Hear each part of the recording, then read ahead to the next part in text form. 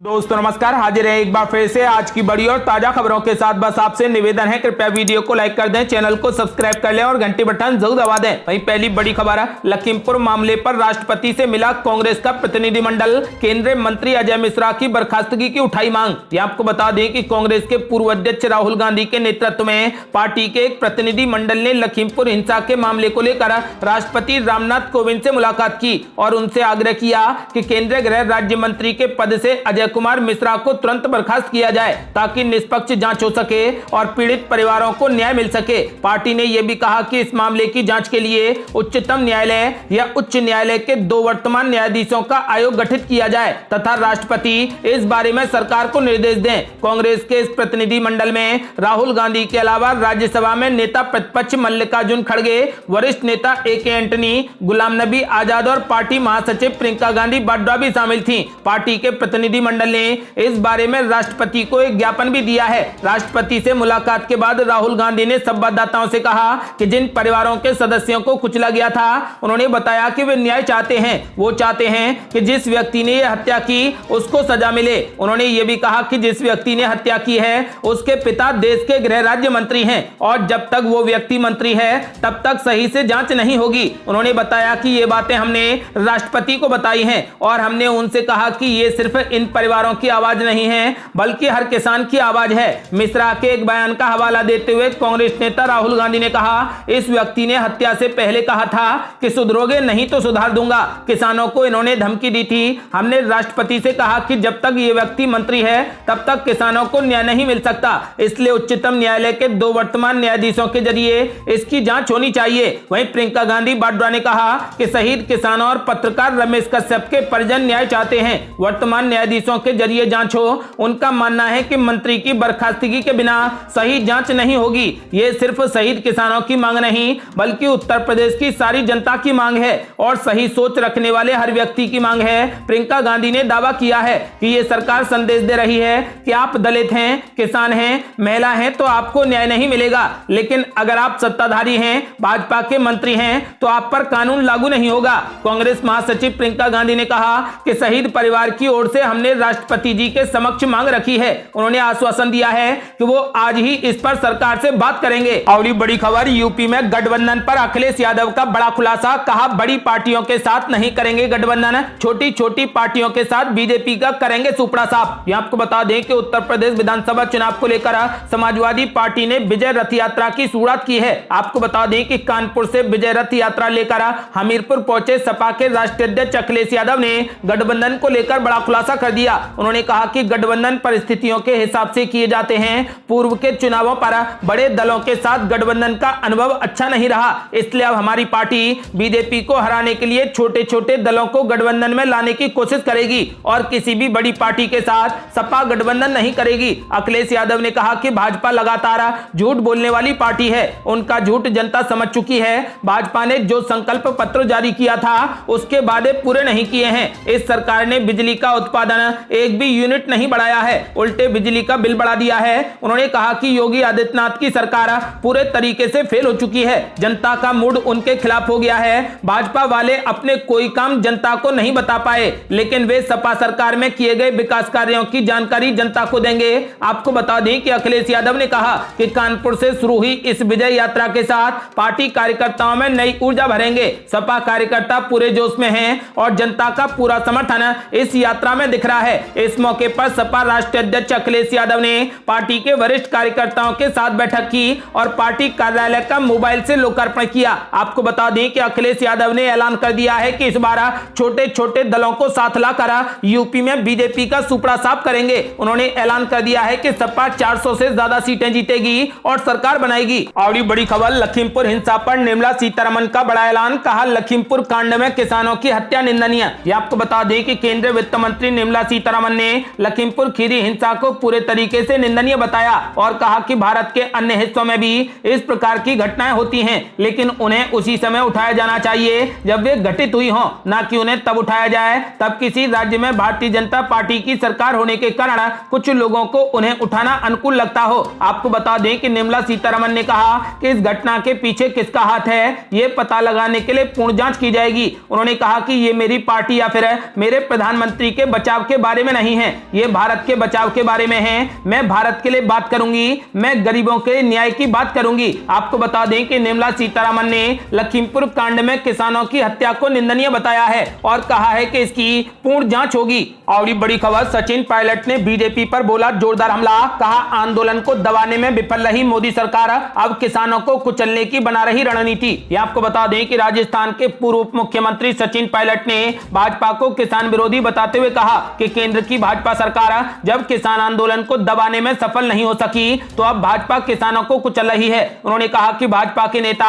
हिंसा को बढ़ावा देने की बात कर रहे हैं। सचिन पायलट ने कहा कि भाजपा के राज में उद्योग धंधे बंद हो गए हैं, बेरोजगारी बेतहाशा बढ़ गई है, किसान आत्महत्या करने को मजबूर हो गए हैं। उन्होंने कहा कि कांग्रेस की सरकार मनरेगा योजना लेकर आई, खाद्य सुरक्षा कानून, सूचना का अधिकार, शिक्षा का अधिकार कानून लागू किया, जिससे गरीब, पिछड़ों, दलितों, किसानों और महिलाओं तथा नौजवानों को फायदा मिला। ठीक उसके विपरीत भाजपा सरकार किसान विरोधी 3 काले कानून लेकर आई। उन्होंने कहा कि चंद लोगों को लाभ पहुंचाने के उद्देश्य से भाजपा सरकार जो कानून लेकर आई है उससे किसान बर्बाद हो जाएंगे।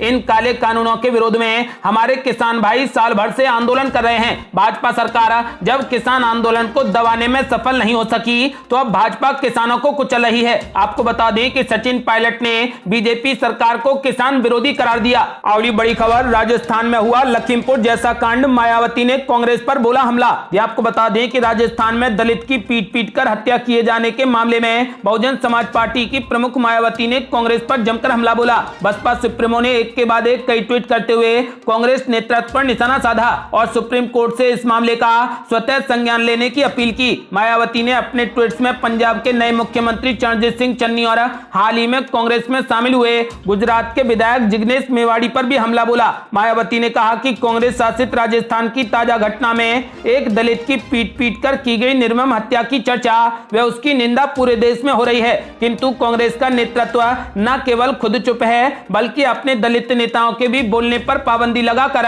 उनकी जुबान बंद कर दी है। ये अति दुखद और शर्मनाक है, जो ये साबित करता है कि कांग्रेस पार्टी व उनकी सरकार की नजर में दलितों की ना तो पहले कोई अहमियत थी और ना ही अब है। यही कारण है कि राजस्थान के हत्याकांड के संबंध में 3 दिन बाद एफआईआर दर्ज की गई है, जिससे पीड़ित परिवार को सरकार से न्याय मिलने की संभावना कम है। अतः उत्तर प्रदेश के लखीमपुर खीरी की तरह ही इस मामले का भी माननीय उच्चतम न्यायालय अगर स्वतः संज्ञान ले तो बेहतर है। आपको बता दें कि राजस्थान में भी लखीमपुर जैसा कांड हुआ है, एक दलित की पीट कर हत्या कर दी गई, जिसको लेकर मायावती ने प्रियंका गांधी पर और कांग्रेस पर जोरदार हमला बोला है। अगली बड़ी खबर, असदुद्दीन ओवैसी का बड़ा ऐलान, कहा महात्मा गांधी को हटाकर जल्द ही सावरकर को राष्ट्रपिता घोषित करेगी बीजेपी। आपको बता दें कि रक्षा मंत्री राजनाथ सिंह के बयान की कड़ी आलोचना करते हुए एआईएमआईएम चीफ असदुद्दीन ओवैसी ने कहा कि बीजेपी जल्द ही विनायक दामोदर सावरकर को देश का राष्ट्रपिता घोषित कर देगी। एएनआई से बातचीत में ओवैसी ने कहा, ये लोग इतिहास को तोड़ मरोड़ कर पेश कर रहे हैं, अगर यही चलता रहा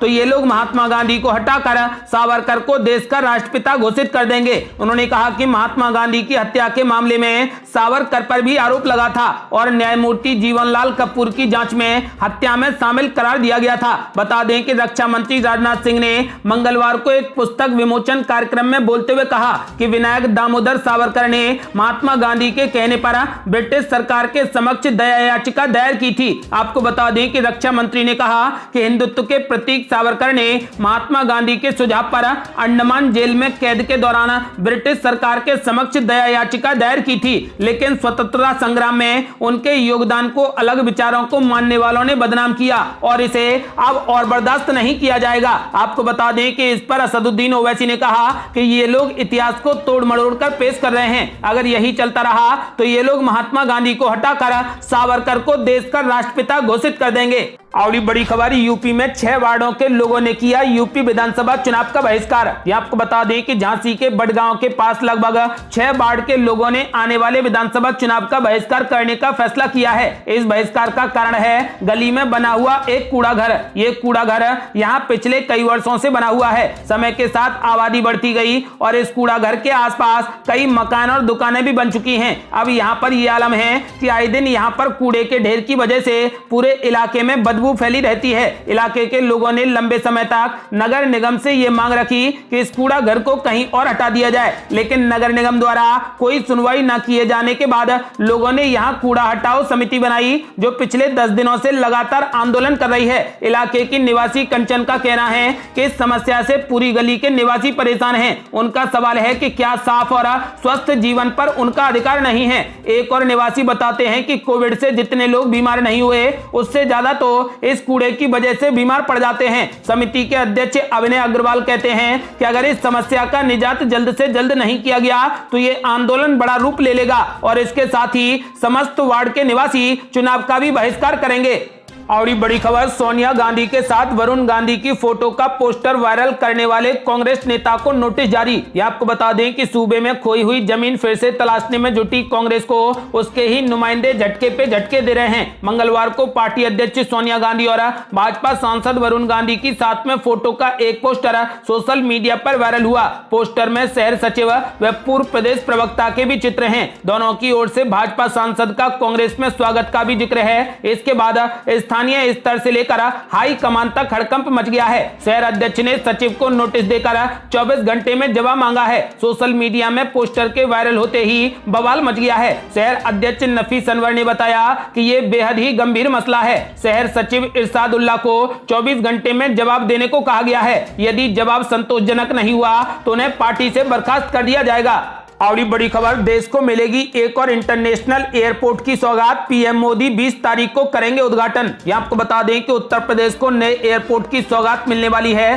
पीएम नरेंद्र मोदी 20 अक्टूबर को इसका उद्घाटन करेंगे। कुशीनगर एयरपोर्ट प्रदेश का तीसरा ऑपरेशनल इंटरनेशनल एयरपोर्ट होगा। इस सिलसिले में प्रधानमंत्री के कुशीनगर दौरे की तैयारियां पूरी हो चुकी हैं। पीएम मोदी के इस दौरे में बौद्ध भिक्षुओं से भी मुलाकात का कार्यक्रम शामिल है। इस दौरान विदेशी डेलीगेशन भी इस कार्यक्रम में मौजूद रहेगा। वहीं एयरपोर्ट के उद्घाटन के बाद पीएम मोदी एक जनसभा को भी संबोधित करेंगे। इस दौरान यूपी के मुख्यमंत्री योगी आदित्यनाथ भी मौजूद रहेंगे। पीएम मोदी के अगले कार्यक्रम की बात करें तो 25 अक्टूबर को वो अपने संसदीय क्षेत्र वाराणसी के दौरे पर जा सकते हैं। वाराणसी में कई विकास परियोजनाओं का उद्घाटन और शिलान्यास करेंगे। और बड़ी खबर, बीजेपी को लगा जोरदार झटका। निकाय चुनाव में बीजेपी प्रत्याशी को मिला मात्र 1 वोट। यह आपको बता दें कि फिलहाल देश और दुनिया की सबसे बड़ी राजनीतिक दल होने का दावा करने वाली भारतीय जनता पार्टी को तमिलनाडु में चल रहे निकाय चुनाव में ऐसी परिस्थिति का सामना करना पड़ा कि सबसे बड़ा राजनीतिक दल होने के दावे पर ही सवाल उठ जाएं। तमिलनाडु के स्थानीय निकाय चुनाव में बीजेपी के टिकट पर वार्ड मेंबर का चुनाव लड़ने वाले प्रत्याशी को मात्र 1 वोट मिल पाया है। हैरानी की बात तब ज्यादा है जब भाजपा प्रत्याशी के परिवार में ही 5 वोट थे, यानी भाजपा प्रत्याशी को सिर्फ खुद का ही वोट मिला है और परिवार के किसी सदस्य ने भी उसको वोट नहीं डाला है। यह खबर मीडिया में फैल गई और ट्विटर पर सिंगल वोट बीजेपी ट्रेंड करने के साथ वायरल हो गई। लेखिका और कार्यकर्ता मीना कंदासामी ने ट्वीट करते हुए कहा कि स्थानीय निकाय चुनावों में भाजपा उम्मीदवार को केवल 1 वोट मिला है। उनके घर में मौजूद 4 अन्य मतदाताओं पर गर्व है जिन्होंने दूसरों को वोट देने का फैसला किया है। आपको बता दें कि निकाय चुनाव में भारतीय जनता पार्टी के प्रत्याशी डॉक्टर कार्तिक वार्ड मेंबर के पद के लिए कोयम्बटूर जिले में चुनाव लड़ा था, लेकिन तमाम प्रचार के बावजूद कार्तिक सिर्फ 1 ही वोट ले सके। हालांकि भाजपा प्रत्याशी के अलावा एक और प्रत्याशी भी रहा जो उसी सीट पर चुनाव लड़ रहा था और उसे सिर्फ 2 वोट हासिल हो सके हैं। ये थी अब तक की बेहद बड़ी खबरें। यदि आप भी चाहते हैं कि भारत जल्द से जल्द कोविड मुक्त हो जाए और किसानों को न्याय मिले तो इस वीडियो को लाइक कर अपनी राय हमें कमेंट बॉक्स में जरूर दें। यदि आपने अभी तक हमारे चैनल को सब्सक्राइब नहीं किया है तो कृपया चैनल को सब्सक्राइब कर घंटी बटन जरूर दबा दें। जल्दी मिलते हैं बड़ी अपडेट के साथ, तब तक के लिए जय हिंद जय भारत।